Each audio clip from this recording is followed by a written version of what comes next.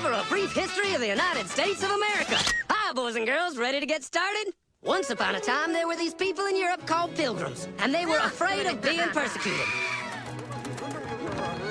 So they all got in a boat and sailed to the New World where they wouldn't have to be scared ever again. Oh, I'm so relaxed. I feel so much safer. But as soon as they arrived, they were greeted by savages, and they got scared all over again. Indians! So they killed them all.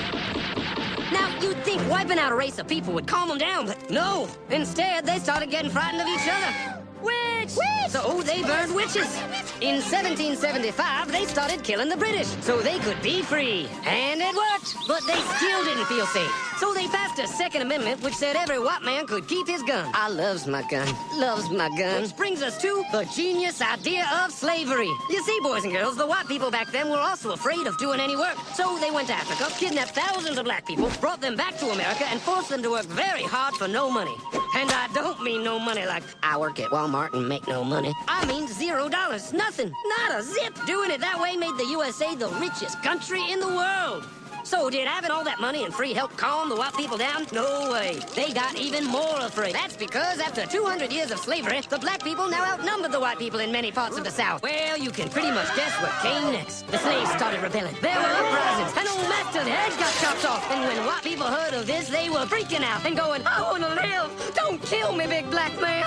Well, just in the nick of time came Samuel Colt, who in 1836 invented the first weapon ever that could be fired over and over without having to reload. And all the Southern whites were like, yeehaw! But it was too late. The North soon won the Civil War and the slaves were freed. Yep, they were free now to go chop all the old masters' heads off. And everybody was like, oh no, we're gonna die. But the freed slaves took no revenge. They just wanted to live in peace. But you couldn't convince the white people of this. So they formed the Ku Klux Klan. And in 1871, the same year the Klan became an illegal terrorist organization, another group was founded, the National Rifle Association. Soon politicians passed one of the first gun laws, making it illegal for any black person to own one.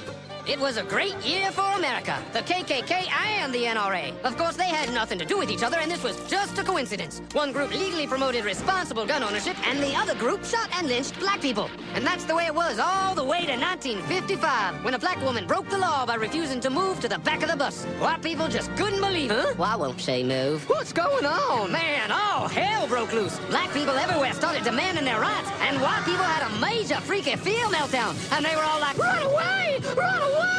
And they did. They all ran fleeing to the suburbs where it was all white and safe and clean. And they went out and bought 250 million guns and put locks on the doors, alarms in the houses, and gates around the neighborhoods. And finally, they were all safe and secure and snug as a bug.